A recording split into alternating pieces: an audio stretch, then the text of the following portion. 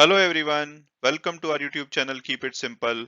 आज यानी कि 30 नवंबर के हमारे स्टॉक्स एंड न्यूज़ हैं डॉक्टर रेड्डीज और यूनियन बैंक ऑफ इंडिया।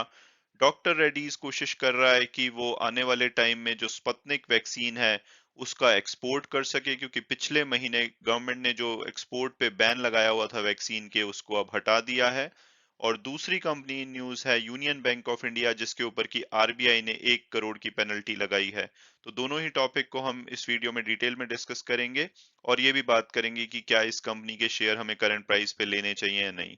और आगे बढ़ने से पहले अगर आपने अभी तक चैनल को सब्सक्राइब नहीं किया तो प्लीज सब्सक्राइब करके हमें मोटिवेट कीजिए। तो सबसे पहले अगर बात की जाए डॉक्टर रेड्डी की, तो ये रशिया की जो स्पुतनिक वैक्सीन है उसके मेन इंडियन डिस्ट्रीब्यूटर हैं। और अब ये अपने पार्टनर्स के साथ बात कर रहे हैं ताकि जो इंडिया में बनाई जा रही है स्पुतनिक वैक्सीन उसको ये आने वाले टाइम में एक्सपोर्ट कर पाएं। और जो ये रीजन टारगेट कर रहे हैं एक्सपोर्ट के लिए वो है एशिया पैसिफिक और कुछ कंट्रीज अफ्रीका, लैटिन अमेरिका और सेंट्रल अमेरिका के। आपको याद होगा कि अप्रैल में जब सेकेंड वेव के बाद भारत में कोविड के केसेस बढ़ने लगे थे तो गवर्नमेंट ने कोविड वैक्सीन के एक्सपोर्ट पे बैन लगा दिया था। लेकिन पिछले महीने से गवर्नमेंट ने, क्योंकि अब इंडिया में चीजें सुधरने लगी थी, तो उन्होंने इस बैन को हटा दिया है, तो अब ये कंपनीज एक्सपोर्ट कर पाएंगी। और अगर बात की जाए डॉक्टर रेड्डी के वैक्सीन की इंडिया में, तो ये यहाँ पे स्ट्रगल किया है इन्होंने, क्योंकि ओवरऑल अगर 120 करोड़ के आसपास वैक्सीन लगी है तो उसमें से सिर्फ 10 लाख के आसपास वैक्सीन होंगी जो कि स्पुतनिक का है। तो यानी कि ये कंपटीशन में काफी पीछे रहे हैं। सबसे ज्यादा जो वैक्सीन लगी है वो एस्ट्राजेनिका की जो कोविशील्ड है, वो लगभग 90% वैक्सीन लगी है जो टोटल वैक्सीन इंडिया में एडमिनिस्टर की गई है। उसके बाद भारत बायोटेक की कोवैक्सीन आती है और उसके बाद ये आते हैं और इनकी सिर्फ 10 लाख वैक्सीन ही लगी हैं। और रीजन क्या है इनके जो फेलियर का इंडिया में, क्यों ये ज्यादा वैक्सीन नहीं लगा पाए? उसका रीजन है कि ये इंडिया में मेन डिस्ट्रीब्यूटर हैं, ये एक्चुअली में मैन्युफैक्चर नहीं करते। जो रशिया की जो स्पुतनिक वैक्सीन है वो दूसरी कंपनीज मैन्युफैक्चर करती हैं, जैसे कि ग्लैंड फार्मा और कुछ और कंपनी। तो इसकी जो वैक्सीन है वो थोड़ी सी डिफरेंट है दूसरी वैक्सीन से। जो स्पुतनिक वैक्सीन की फर्स्ट डोज और सेकेंड डोज होती है वो डिफरेंट है, लेकिन अगर आप दूसरी वैक्सीन की बात करेंगे तो मोस्टली क्या होता है कि फर्स्ट डोज और सेकेंड डोज सेम होती है। तो यहाँ पे क्योंकि ये डिफरेंट है, तो सेकेंड डोज बनाने में जो इंडियन कंपनीज हैं वो स्ट्रगल कर रही हैं, उनको मुश्किल आ रही है। तो इसी वजह से सप्लाई की शॉर्टेज थी, उस वजह से ये ज्यादा एडमिनिस्टर नहीं हो पाई। लेकिन अब जैसे कि उम्मीद है कि दिसंबर में जो स्पुतनिक लाइट है जो कि सिंगल डोज है, अभी तक जो भी वैक्सीन लगी है वो स्पुतनिक वी लगी है जो कि मल्टी डोज हैं, लेकिन अब स्पुतनिक लाइट के क्लिनिकल ट्रायल्स चल रहे हैं और उम्मीद की जा रही है कि दिसंबर में उसको इंडिया में लॉन्च किया जाएगा। ये एक सिंगल डोज होगी।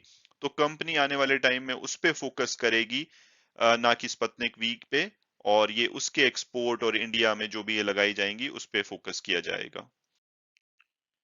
तो अब अगर बात की जाए हमारी सेकंड कंपनी न्यूज़ यानी कि यूनियन बैंक ऑफ इंडिया की, तो सबसे पहले अगर ये समझे कि यूनियन बैंक ऑफ इंडिया करता क्या है, तो ये भारत का लीडिंग पब्लिक सेक्टर बैंक है। और ये स्टॉक एक्सचेंज पे लिस्ट है और इसमें गवर्नमेंट ऑफ इंडिया का लगभग 83.5% हिस्सा है। और अभी पिछले साल इन्होंने आंध्रा बैंक और कॉरपोरेशन बैंक का इसमें अमलगमेशन कर दिया गया था, यानी कि अब ये इन यूनियन बैंक के अंडर आते हैं और ये ट्रांजिशन कंप्लीट हो चुका है। इनके लगभग 9200 डोमेस्टिक ब्रांचेस हैं, 11600 से ज्यादा एटीएम है, 120 मिलियन कस्टमर्स हैं और 76,000 से ज्यादा एम्प्लॉइज हैं। और अगर ओवरसीज ब्रांचेस की बात की जाए तो इनकी 3 ओवरसीज ब्रांचेस हैं हांगकांग, दुबई और सिडनी में। और इसके अलावा इनकी बहुत सारी जेवीज और एसोसिएट कंपनीज भी हैं। तो अब अगर बात की जाए लेटेस्ट डेवलपमेंट की यूनियन बैंक ऑफ इंडिया में, तो रिजर्व बैंक ऑफ इंडिया ने इनके ऊपर 1 करोड़ की पेनल्टी लगाई है। और जो पेनल्टी लगाई गई है, कुछ बैंकों को डिस्क्लोजर्स करने होते हैं, कुछ प्रोविजन फॉलो करने पड़ते हैं, वहां पे नॉन कंप्लायंस पाई गई है, तो उस वजह से पेनल्टी लगाई गई है। और आरबीआई ने स्पेसिफाई किया है कि ये पेनल्टी किसी ट्रांजेक्शन या एग्रीमेंट से रिलेटेड नहीं है, यानी कि कोई इनवैलिड ट्रांजेक्शन नहीं की गई है बैंक के द्वारा। सिर्फ एक रेगुलेटरी कंप्लायंस में कुछ डेफिशिएंसीज पाई गई हैं, उसकी वजह से उनके ऊपर ये पेनल्टी लगाई गई है। तो जो रीजन दिए हैं वो ये रीजन ये है कि इनको कुछ अकाउंट्स में अर्ली वार्निंग सिग्नल्स मिले थे, लेकिन इन्होंने रेड फ्लैग नहीं किया था, उसको क्लासिफाई नहीं किया था। इसके अलावा जो सिक्योरिटी रिसीट्स की एजिंग और प्रोविजनिंग को डिस्क्लोज करना होता है एनुअल रिपोर्ट में, वहां पे भी थोड़ी डेफिशिएंसीज पाई गई थी, जिसकी वजह से इनको पेनल्टी लगाई गई है। और ये जो भी पेनल्टी है 2019 जो मार्च में फाइनेंशियल ईयर एंड हुआ था उसके फाइनेंशियल से रिलेटेड है। आरबीआई ने statutory inspection for supervisory evaluation यानी कि जिसे आईएससी बोलते हैं वो इंस्पेक्शन किया था, उसके बाद ये डेफिशिएंसीज पाई गई थी। उसके बाद आरबीआई ने इनको नोटिस इशू किया और बोला कि बताओ कि आपके ऊपर पेनल्टी क्यों नहीं लगनी चाहिए, और उसके बाद जो भी हियरिंग्स हुई उसके बाद आरबीआई ने डिसाइड किया कि नहीं, ये यहाँ पे कुछ डेफिशिएंसीज थी इनकी कंप्लायंस में, तो अब फाइनली इनके ऊपर पेनल्टी लगाई गई है। हालांकि ये कोई बहुत ही यूनिक बात नहीं है, आपने सुना होगा कि पीछे स्टेट बैंक ऑफ इंडिया पे भी लगी थी।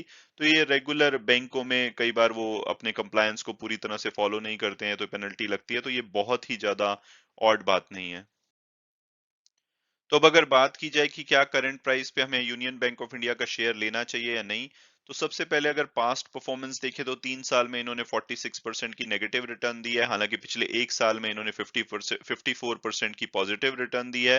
लेकिन पिछले एक महीने से फिर से इनका शेयर थोड़ा सा स्लो मूव कर रहा है, 6% के आसपास की नेगेटिव रिटर्न दी है इन्होंने। और अगर हम ब्रोकरेज हाउस रिपोर्ट्स की बात करें तो मोतीलाल ओसवाल ने इसका टारगेट 65 दिया था अर्ली नवंबर में, और अगर टिकर टेप के एनालिस्ट की बात करें तो वो इसका एवरेज प्राइस 50 बताते हैं, हायर साइड पे 67 और लोअर साइड पे 21। जो कल की क्लोजिंग हुई है वो 43.25 पे हुई है, तो हम ये बोल सकते हैं कि अभी अपने एवरेज प्राइस से नीचे पे अवेलेबल है।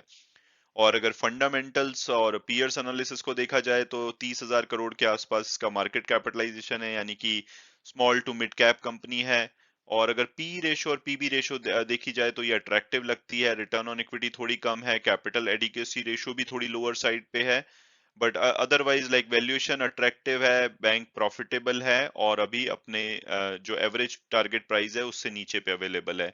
लेकिन अगर मेरी पर्सनल ओपिनियन पूछी जाए तो मुझे लगता है कि इस स्पेस में मैं बड़े प्लेयर यानी कि एसबीआई या बैंक ऑफ बड़ौदा और कैनरा बैंक वगैरह के साथ रहना चाहूंगा। लेकिन अगर आपके पास है तो यहाँ से आपको आने वाले टाइम में 15 से 20% की रिटर्न दे सकता है, क्योंकि ये अच्छे प्राइस पे अभी अवेलेबल है।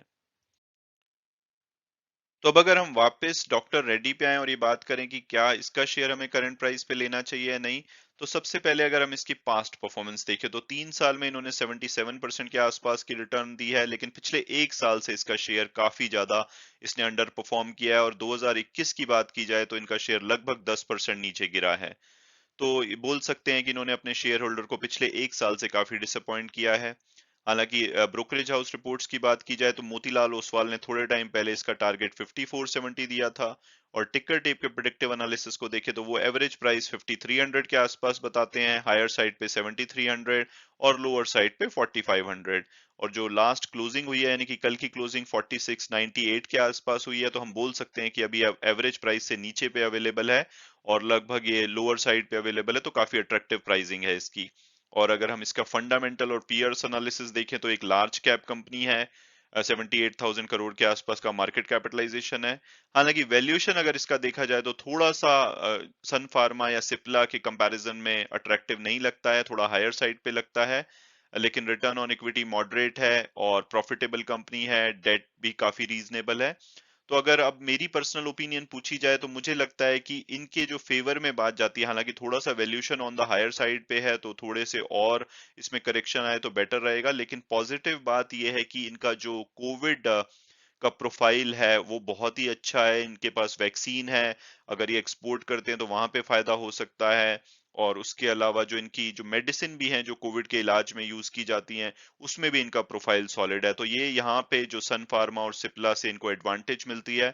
और अभी जो लेटेस्ट न्यूज आ रही है कि जो ओमिक्रोन नया वेरिएंट मिला है साउथ अफ्रीका में, उसमें रशियन जो कंपनी है जिसने कि स्पतनिक बनाई है वो क्लेम कर रहे हैं कि जो उनकी वैक्सीन है स्पतनिक वी और स्पतनिक लाइट, वो इसको न्यूट्रलाइज कर देगी नए वेरिएंट को, और वो इसकी जो बूस्टर डोज है वो फरवरी 2022 तक मार्केट में भी ले आएंगे, क्योंकि उनको मॉडिफिकेशन करने की भी जरूरत नहीं है। तो वो भी ये क्लेम कर रहे हैं, आगे देखना होगा कि उसको कैसे लिया जाता है। बट अगर ये बात सच होती है तो जैसा कि आप जानते हैं कि इंडिया में जो डॉक्टर रेड्डी ही इसका मेन इंडियन डिस्ट्रीब्यूटर है स्पुतनिक वैक्सीन का, तो इनको काफी फायदा हो सकता है।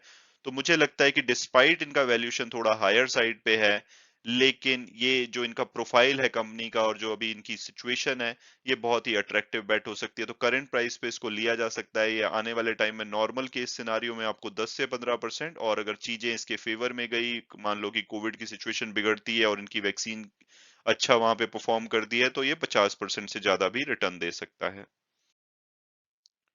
हालांकि वीडियो क्लोज करने से पहले मैं हमेशा की तरह डिस्क्लेमर दूंगा कि जो भी व्यूज थे वो मेरे पर्सनल थे। अगर आप डॉक्टर रेड्डीज या यूनियन बैंक में आप इन्वेस्ट करना चाहते हैं तो अपने फाइनेंशियल एडवाइजर से बात कीजिए, अपनी फर्दर रिसर्च कीजिए, उसके बाद अगर आप कंफर्टेबल फील करते हैं तभी आप उसमें इन्वेस्ट कीजिए। Thanks so much for watching the video and God bless you all.